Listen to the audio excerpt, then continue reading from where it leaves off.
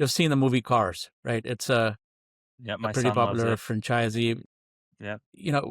Why is it so endearing? We said, hey, a truck's face kind of looks like human if you really think about it. And so if we can use some of those models that we use on humans to kind of identify, now this is not specifically biometrics. Biometrics and re-ID kind of work hand in hand. Okay,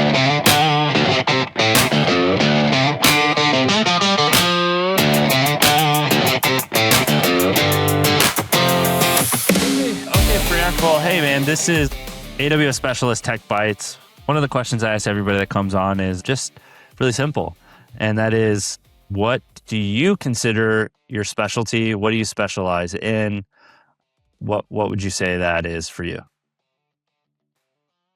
So yeah, I mean, since I started off with AWS, my specialty was around data and AI combined. I always tend to see the two disciplines together and not two separate kind of domains, how we have it. So that's that. But since then, I've been kind of pivoting a little bit towards the physical AI lately, and which is essentially a combination of three domains at AWS, the spatial domain, the robotics, and IoT. To me, the spatial and I'm pretty kind of well primed on computer vision side of things, just the general spatial and geospatial, which is a subset of spatial side of things.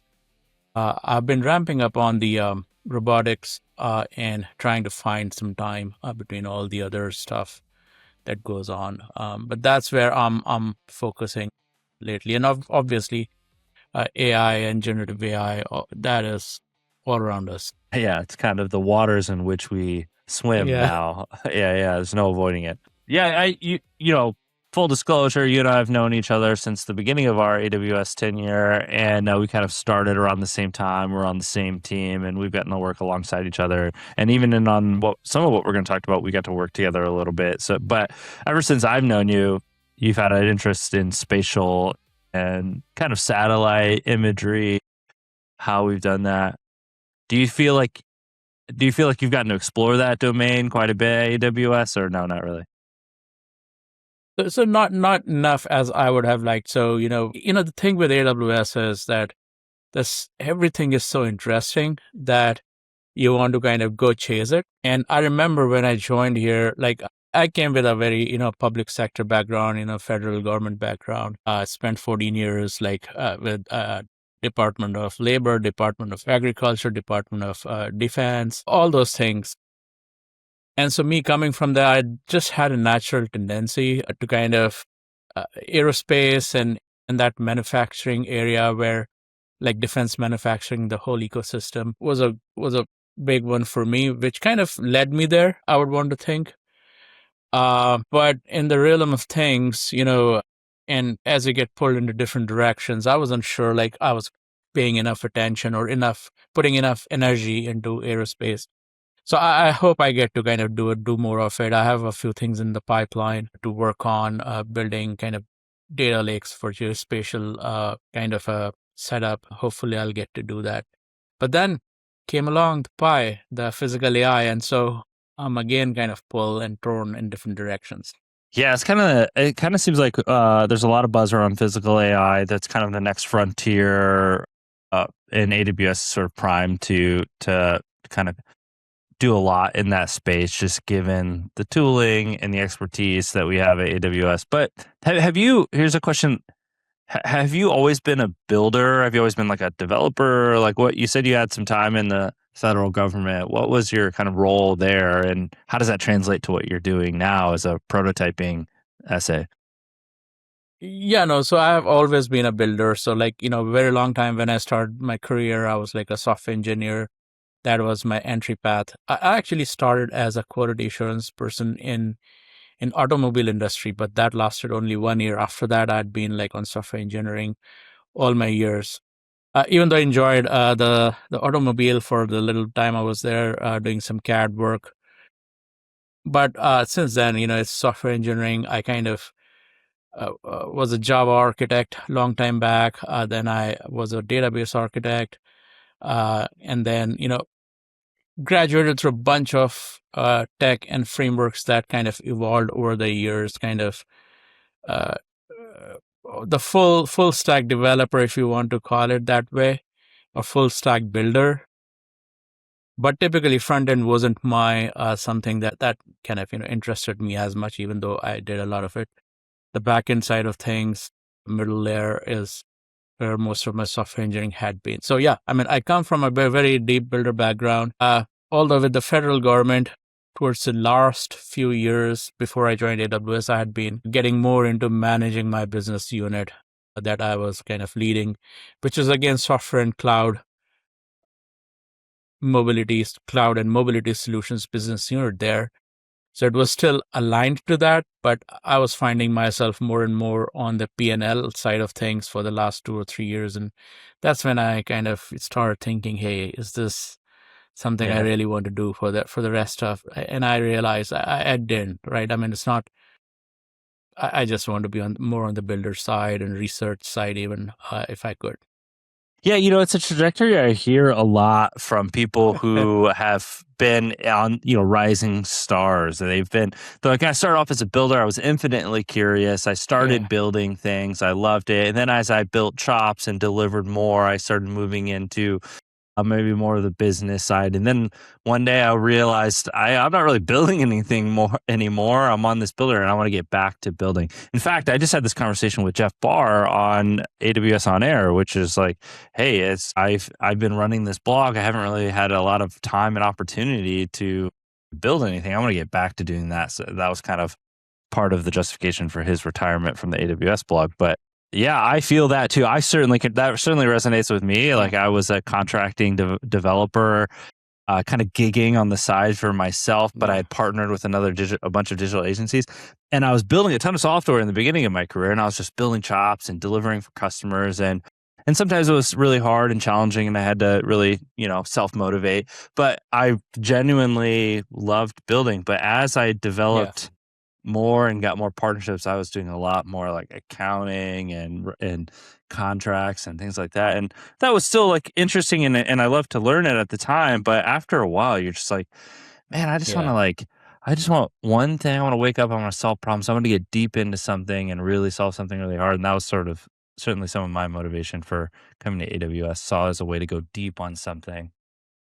To the degree that that's played out, I don't know, man. It's a fast-paced world and all the terms are changing. You said full stack developer, like that. There was a time when that was a really necessary distinction. Seems like maybe less so today. Now it's AI orchestrator. Is that right. How you're all supposed to be? So that's what I am, spec-driven developer, orchestrator, whatever you call it, researcher. Yeah. Hey, baby, like, it's funny, I was just talking to somebody about spec-driven development and actually this morning, and just kind of how I've leaned into that paradigm of, hey, I'm going to sit down and I'm really going to think through a spec and then I'm going to have an agent execute. Is that how you've been working on stuff? So, right. I mean, when we started doing this vibe coding, like it was cool getting code snippets to kind of embed into whatever your larger stuff you're doing. Coming from an enterprise background, right? I mean, for me, I just have worked in the enterprise. Having a proper workflow that is manageable after the fact is very important.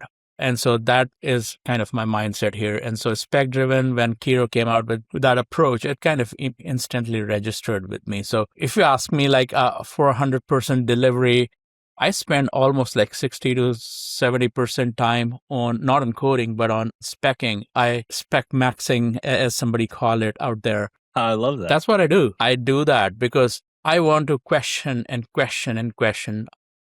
And I sometimes not just depend on Claude. I kind of switch to Gemini even just to cross check something. And I've had multiple situations where one model was trying to convince me something until I gave the feedback from the other model and asked the other one to, hey, what do you think about this is what Claude is saying? And so, sometimes the intuition, because these models sometimes lie very confidently. And so you got to have that. You have to bring your previous experience in development and that thoughtful approach. And then AI is a real empowerment.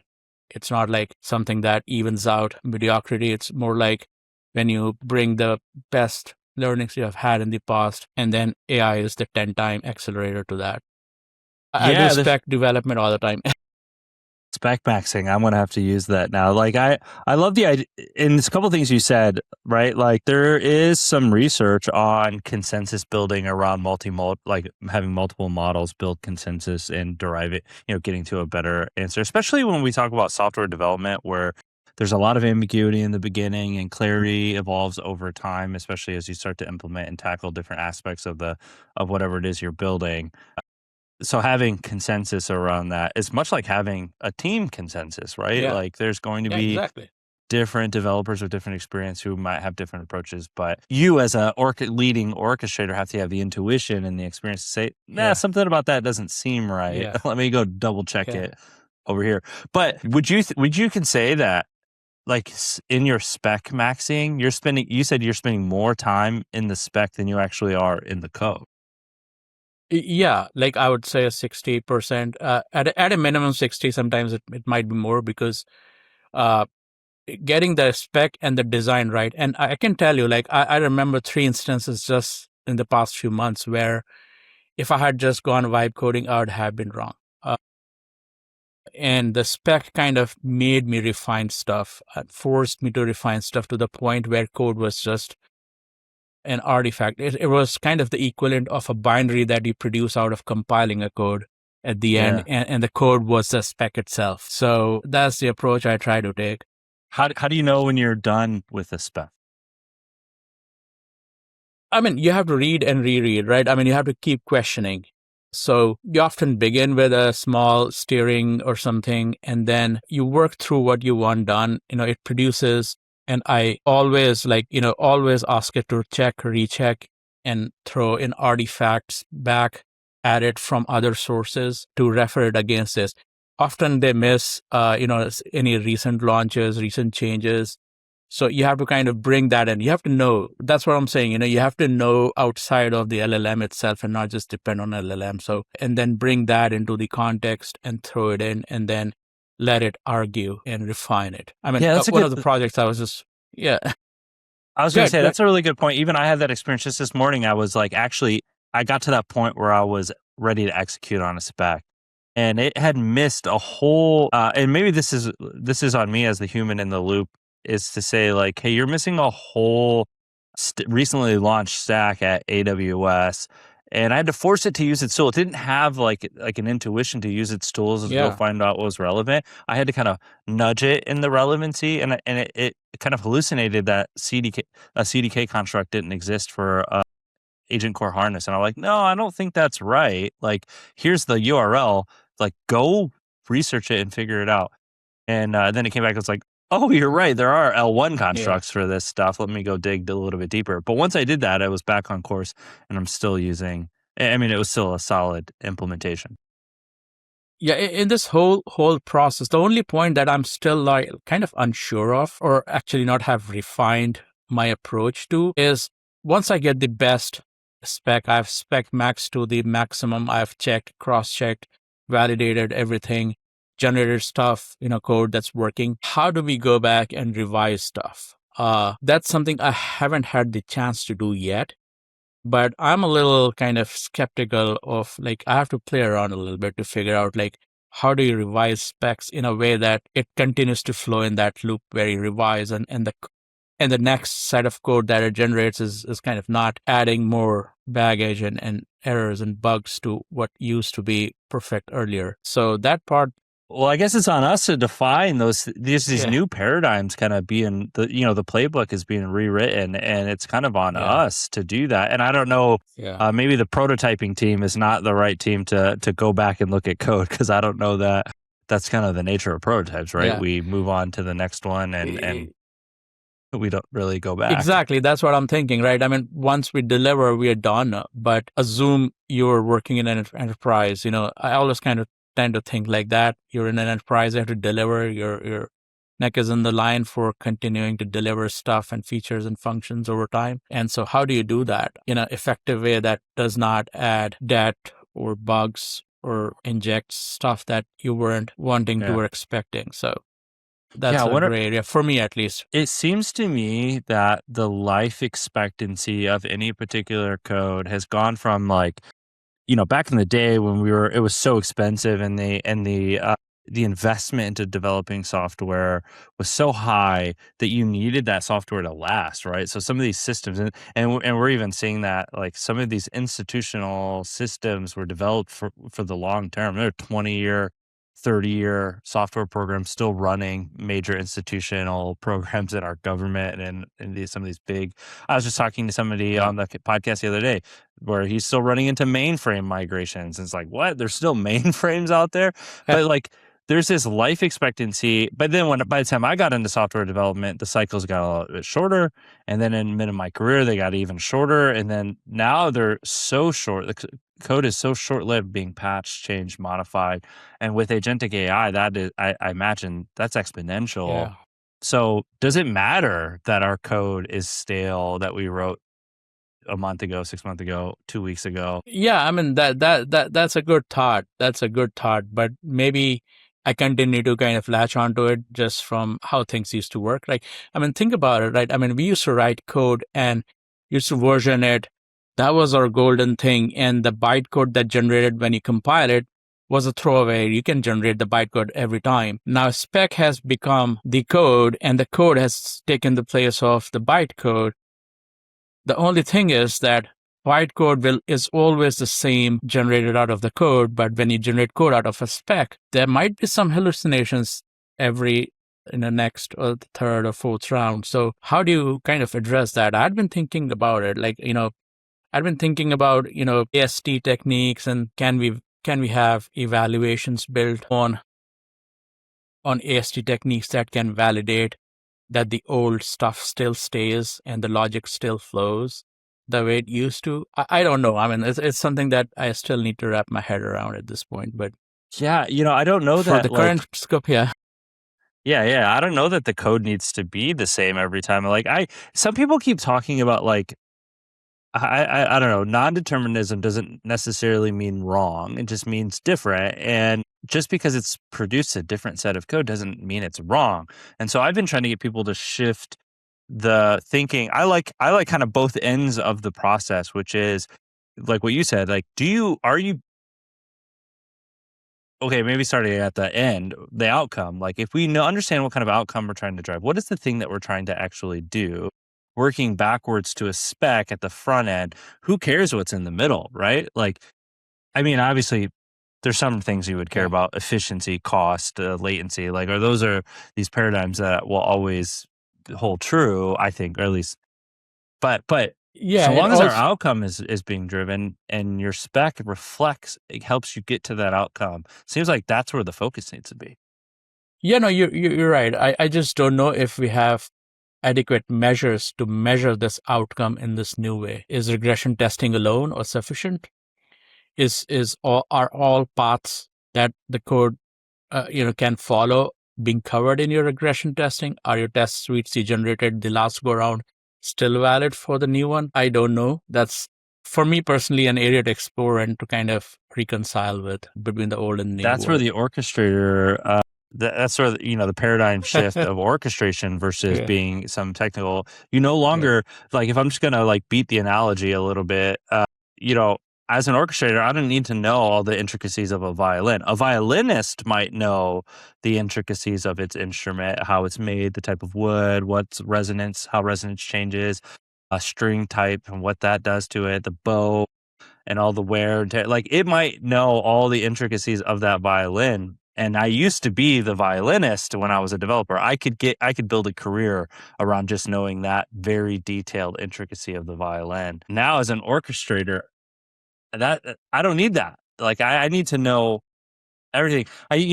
This is what I keep coming back to, what our director Roland, who I've had on this podcast with briefly during one of the conferences, keeps saying mission-based learning. This is why his vision is, hey, you no longer need to know the violin. You used to be a specialist in the violin. No, you need to know enough of the whole orchestra so that you can move the piece along, the musical piece along. I know I'm beating that analogy to death, Yeah. but it does make sense. But juxtapose that against domain expertise not in a technical domain, but an industry domain. If I was just reading an article the other day that said, if you look at the top 3 people who finished in one of Anthropic's hackathons. I don't know if it's the last one or one of them. Yeah. And they said the top 3 finalists were not developers. They weren't technical. It was a lawyer. It was a doctor. These were domain specialists who didn't need to know how to code. They needed to know a problem that needed to be solved. And because they had domain specialty, industry, or whatever it is, a lawyer, doctor, they knew the problems that needed to be solved, and they could describe them intelligently enough that the code didn't matter, right? Claude did the coding, but they had the problem to solve. So like, it's this interesting paradigm where you no longer have to be a technical expert in whatever it is, databases, whatever part of full stack, whatever, but you do have to have some knowledge of domain specificity if you're going to solve problems that need to be solved. It's weird. We're in a weird world. Yeah, no, absolutely. I do fundamentally believe that one industry to industry knowledge will go a long way. So it's so maybe it's more about technical breadth, but in industry depth. Yeah. Yeah, I would argue. Yeah. So it used to be like T shape, breadth and depth. I would say it's M shape right now, where it's breadth, but a couple of depths, across different either industry domains or some mix of industry and tech domain, but a wide breadth in tech. Yeah, for sure. Hey, so you're in this prototyping team. You're helping deliver for customers. Without naming any particular customer, anything you built recently that is got you pumped up that we could go a little bit deeper on? Yeah, so we just completed one prototype for a company. It's a trucking parking lot company. And so they had a unique problem to address where their parking lots are very large, not your typical office building parking lots. They run into multiple football fields. Like, I think I did a math and it came out like on an average, there are 11 to 12 football fields large. And they wanted to use computer vision to solve some of the problems, including who's coming in, who's going out, who's going and parking where, are they authorized to park in certain place, what company the truck is from, what is the US dot number. And just because it's the vastness of it, they could not potentially have placed sensors all over the place. It's just too much. And so they wanted to lean into how computer vision can solve some of their outcomes or the business problems that they have of managing and monetizing that, things like customer loyalty, being able to trigger those workflows of customer loyalty from knowing who visited, where they parked, where they are. So that's one prototype we delivered, got good ratings, and I think the customers are happy at the end of it. We're looking to kind of productionize it moving forward. So very pumped about it. It seems like we could kind of extrapolate a little bit and think like, okay, this is like one of your spatial kind of challenges, right? Which maybe high level I would call utilization, right? Like, what is our utilization across this spatial challenge that we have, right? We have this area, it's being used by this entity. How well is it? Who's using it? How well is it being used? And are we? How do we know if that? And so you're saying rather than putting a bunch of like sensors all around the area and doing like high fidelity scans, which is maybe cost prohibitive, we could just place a few cameras, monitor the space, and then through AI models, we can start to understand who's coming in. Identify what were some of the like technologies or techniques that we use to do that. I know you said computer vision broadly, but like let's go like what's the next layer?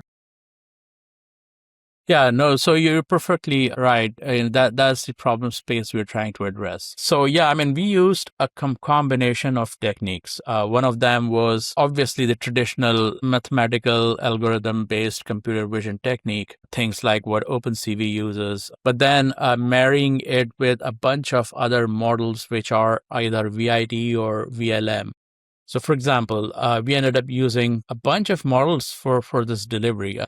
It includes YOLO 11 model, a special YOLO model trained on license plate reading. There was a paddle OCR model for reading for OCR kind of optical character recognition stuff. We ended up using a segmentation model. We even used like a Viz drone model. That was an experimental feature, but essentially it's like a drone that looks down from top and is able to track and identify objects. And the purpose was if things are parked in the right place or not, and there's a hazard or not.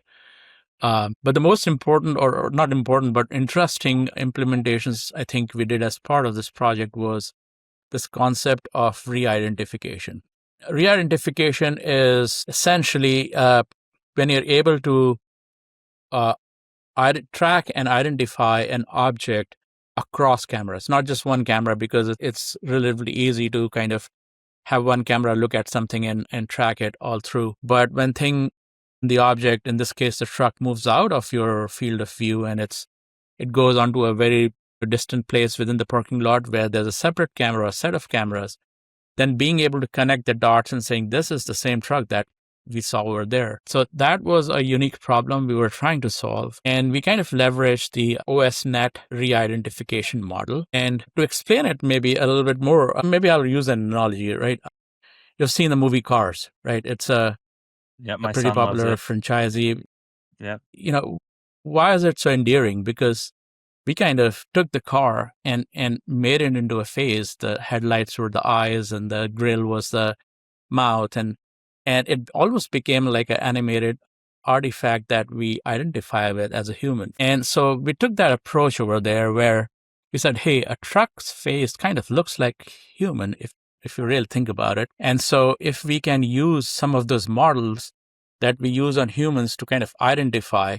Now, this is not specifically biometrics. Biometrics and Re-ID kind of work hand in hand, but they're two separate concepts. But in the Re-ID aspect that we applied here in this prototype, we kind of used that approach and said, hey, can we treat that as a face that we can then identify across different cameras and tell, hey, this is the truck that came in an hour back at the entry gate. Now we see it parked over there. Is it the same one? Now, remember, we don't have, because of the vastness of the lot and the lack of truck level sensor or parking spot level sensor, we don't have the ability to read the license plates because that's a sure shot way of kind of identifying something. So how do you just look at an object and just from the looks of it, the silhouette of it, its color and all the other features of a vehicle, you can tell, hey, this is the same truck that we saw the other place with the license plate, and then connect the dots and identify that.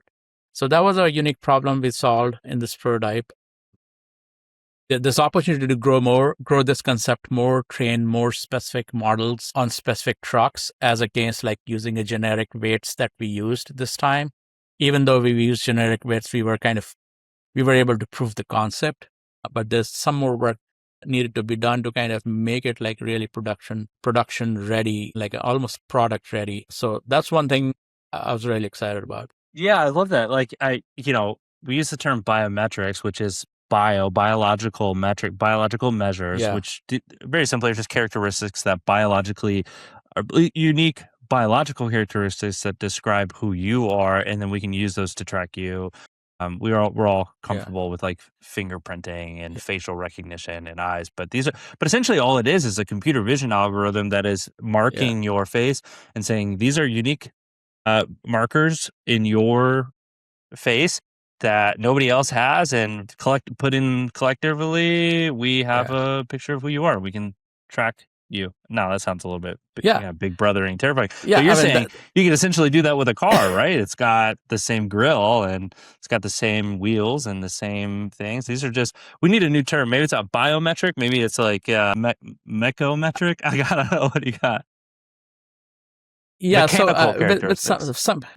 you're right. I mean, it's called feature extraction. So you kind of look at the side mirrors as the ears, you look at the headlights and look at the grill, you look at the color and all that aspects, sizing, and the complete silhouette of a vehicle, and extract the features. These features are extracted using these special models that are meant for re-IDing.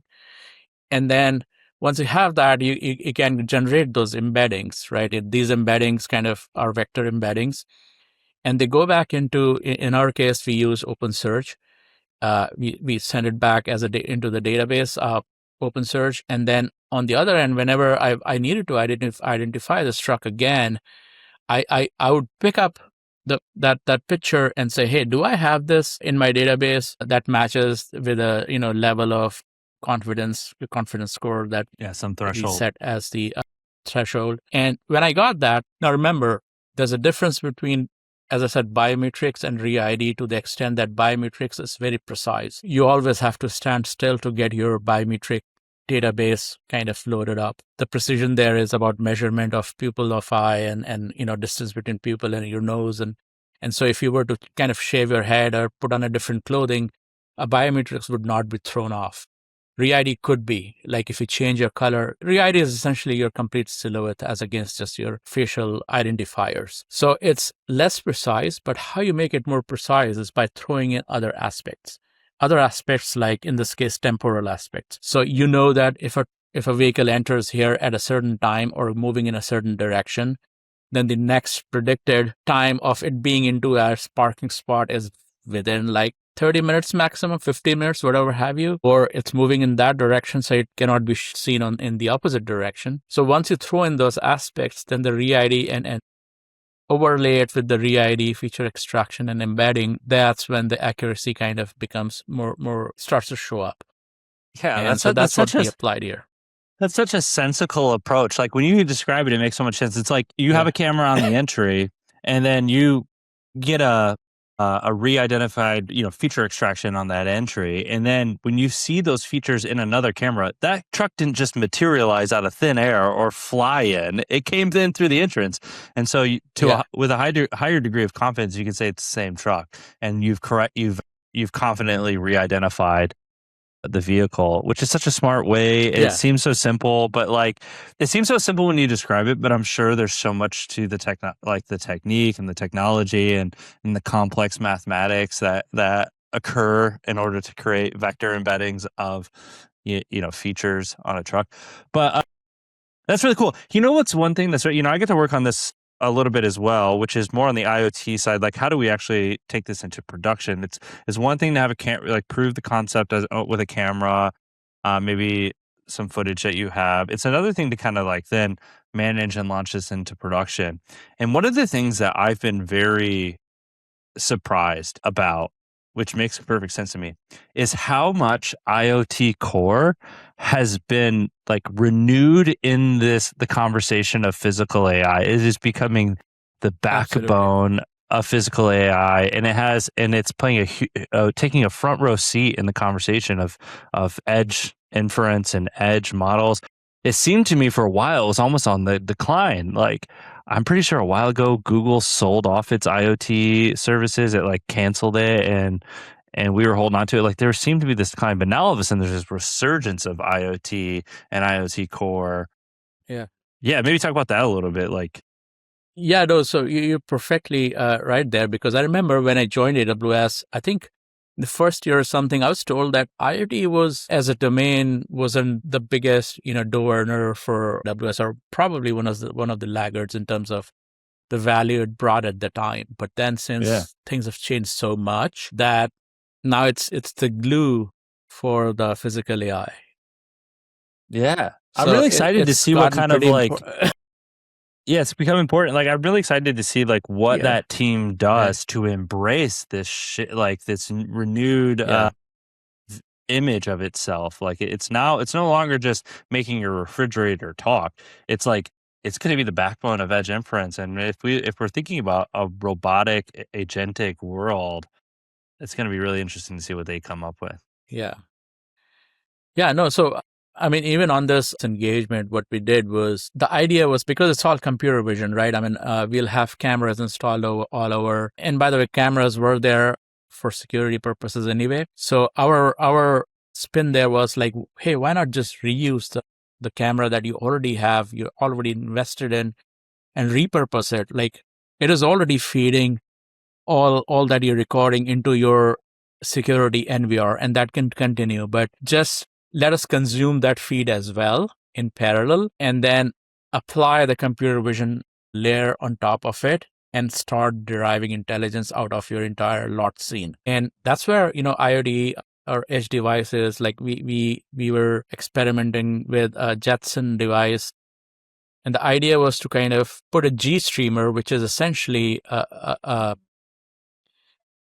tooling that AWS developed to push video streams back to the cloud into the Kinesis video stream. There are other toolings as well, that you can use. There's more user friendly. GStreamer is like more into the weeds, but it allows you to do more stuff, things like managing bitrate and all that Just stuff. hardcore you can do that. live streaming. Yeah. Yeah. The idea is like, when you use computer vision, you don't want the 4K, you don't want to process so many pixels. Every use case is different. You don't want to overload the compute at the edge. So you tweak the bit rate in a way that, when you're reading a license plate, for example, maybe you have a very little picture, and so you need a higher bit rate. But when you're looking at the complete scene and just trying to identify an object, you don't need that higher bit rate and just overwhelm the edge devices with all this processing. And that's why we ended up using so many YOLO models, from nano to medium to large, all types, depending upon what use case we were addressing. So, well, there's a cost implication there too, right? Like anytime data moves within the cloud or in and out of the cloud, there's a cost associated with it. And so you want to be smart and judicious about how you're moving data from device to device. Yeah, that's really smart. So I mean, you bring the cost aspect, which is actually very important, right? I mean, you can actually have all of this kind of just streamed back to the cloud, and it may become expensive, while you can do a small bitrate piece on the edge and then just upload like small clips that you need inferenced upon to the cloud, right? And so instead of a 24/7 feed, you're just sending it a clip into which a motion was detected or some lines were crossed that you need the clip off for analysis and inferencing, and you just send that. So we kind of played around with all those options, and we offered the customer a variety of options, like both the extreme ends, 100% cloud versus 100% edge. In reality, we told them, and they agreed that the reality is going to be somewhere in between, some edge, some cloud, and a mix of the two. So I wonder how many, like, there's so many sensors out there that are already collecting data that were likely installed with the intent of what I would consider a reactive use case. Like, you have security cameras because in case something happens, you want to be able to go back and look at the camera and say, okay, what happened and who did it? That's a reactive kind of approach to that's why you put the cameras in there. But now what you've kind of developed is this proactive approach to utilization and using these cameras. And we don't want to just know what happened. We want to know what's happening in real time and do something about it, make decisions about it. And I wonder, there's probably so many, not just cameras, that is certainly one edge sensor, but there's probably so many other sensors, humidity sensors and sensors on industrial equipment that were there for these reactive reasons. What happened? What failed? Why did it fail? Let's go look at the data. But then now, because of edge inference, because of things like YOLO models and edge, we can start to be a little bit proactive and maybe change the world, save disaster from occurring. So that's my optimistic look. Again, there's a pessimistic look as well. No, you're absolutely right. I mean, just talking of this engagement again, now this wasn't an ask from the customer to us, but when I went down there on one of their facilities, I saw that, the first thing that most trucks do is they drive in and they go fill the gas. That's the first stall, and they're like a line of filling stations before they even proceed to the parking lot. And every single of those stalls where they fill the gas has like camera on there. That's a place where people, you never know, but people could be smoking or there's a fire hazard there. So we kind of added like a function to say, hey, if you have this feed coming from this security camera that you don't have to invest on again, because you already have that there, I'm just consuming that in parallel and giving you alerts of any hazard that might be out there. And they liked it, just knowing that a truck kind of drove into a bay for filling gas. The truck is from this company, and then now it's moved on. And if there's some fire hazard or something else going on, then, just raise an alarm immediately. Those things, imagination, and I'm just talking computer vision, but you talked of other sensors as well and integrating them all together get a more like a seamless picture of not just a parking lot, but in different scenario of a industry or a plant or something of that sort. Yeah, it's hard not to, immediately it's hard. My mind goes to the privacy versus security conversation. It's hard not to go there. And I know that's probably that's a double-edged sword. And the difference seems to me is a choice that we have as humans to choose the good and not the bad. But that's probably another podcast. Hey, Priyank, is there going to be a place where people can kind of see your work and maybe engage with it, expand on it, take it to the next step? Yeah, so we're planning to kind of open source this. We just need to kind of get some permissions from the customer to kind of continue using some of the data we took from their lots. It's their data, so we do need that permission. That can quickly show like an example of what we have here. Let me see if I can do the screen share.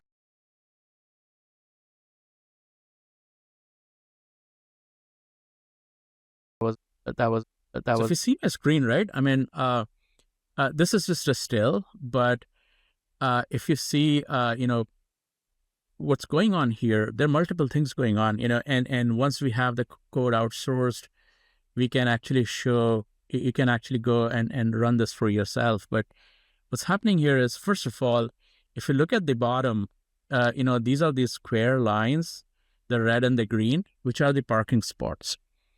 So in real time, in every 2 seconds, this system that we build is able to tell which parking spot is available and not. So if a truck kind of moves in or moves out, immediately the color of the spot is going to turn green or red, depending upon if it's available or not.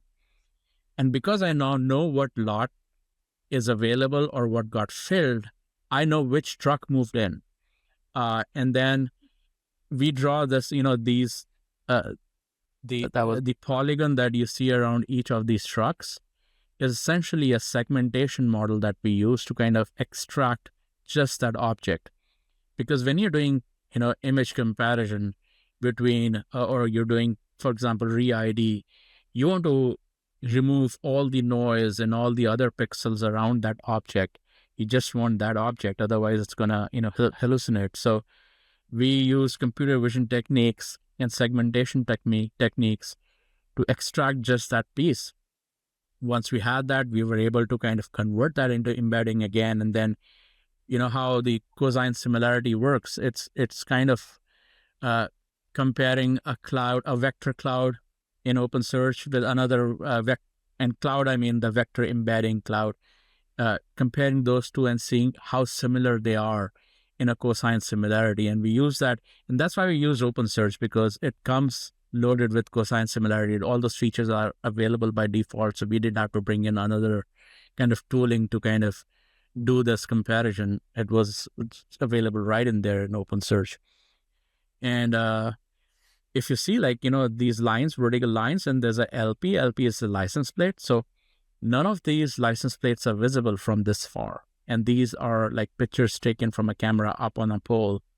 But still, I'm able to tell what the license plate on that truck is. And that's because of the re-ID concept. And that's exactly what the customer wanted. Can I do a large swathe in a sweep of knowing which license plate is parked in which spot, and then extrapolate it to are they parked in there? Do they have a reservation or not? Things like that. But that was one of the things we were able to achieve. And hopefully very soon we'll open source it and it'll be out there. Yeah, that's cool. Yeah, and then maybe even some sort of like blog that people can read and go deeper. Yeah, thanks a lot. Hey, Priyank, thanks for chatting. I don't know if you want to take your screen up, but is there anything else you wanted to kind of share about this project or anything? I mean, we've talked about a lot already. Anything else you have for us? No, I think all good.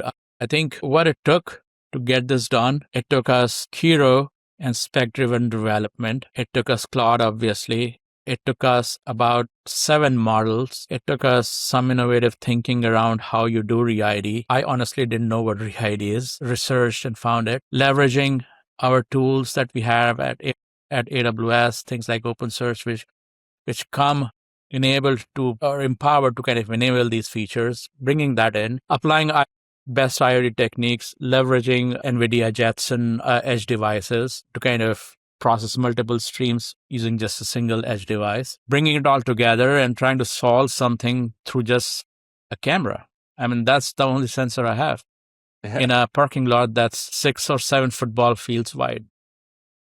Nice.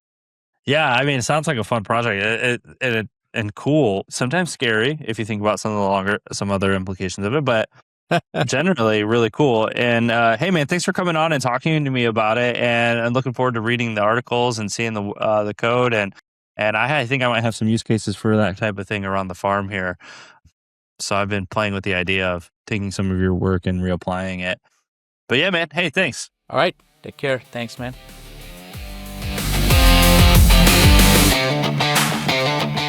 Thanks for watching, and a very special thanks to our guests for joining. Hey, if you want to stay in the know on what specialists at AWS are doing, make sure you grab a Builder ID if you haven't already, and join our space on Builder Center, where we'll be posting almost all of our content exclusively.